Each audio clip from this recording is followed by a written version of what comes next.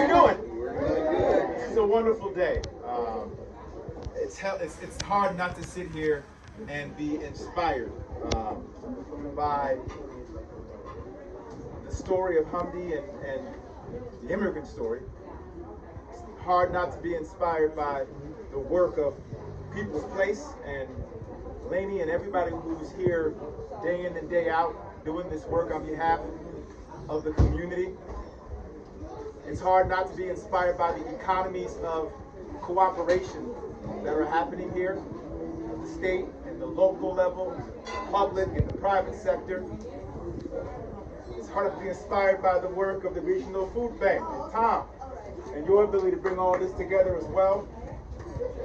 Of course, to my colleagues in government, Mayor Noble and Jen Metzger, thank you for your leadership and all that you do. A lot of folks said a lot, and Max, the passion you speak with about this work, the passion you tell the story of Chobani, the narrative that informs the ethos, you know, the identity of the company is indeed a model. It is indeed a model that, if we can scale that up, I have remarks, but I'm about to go off. If we can scale that up in a real meaningful way, and if we can create that culture within our society and in how we conduct business, the root causes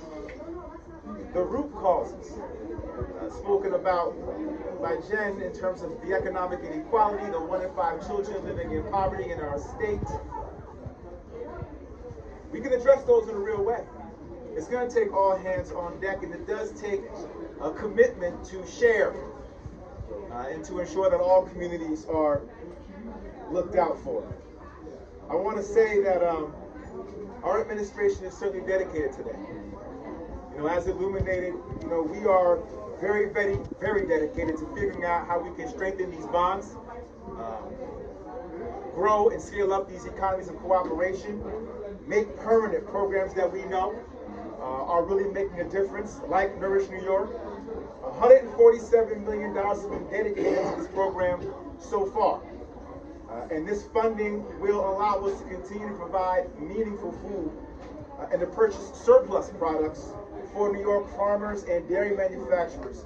Again, supporting our farmers as well and maintain the very integrity of our rural part of the state, which, as a member of Congress, I represented and care deeply about how we maintain the integrity of our rural communities.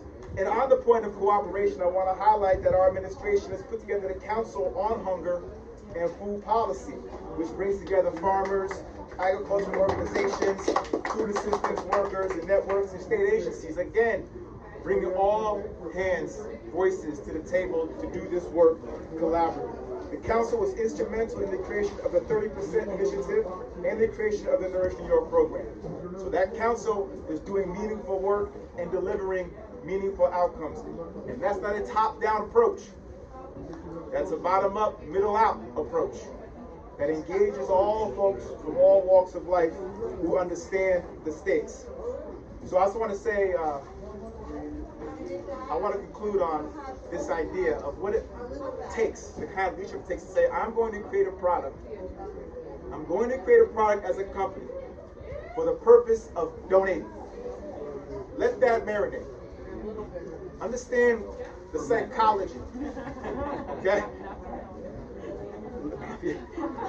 Literally a product that is exclusively distributed in times of need.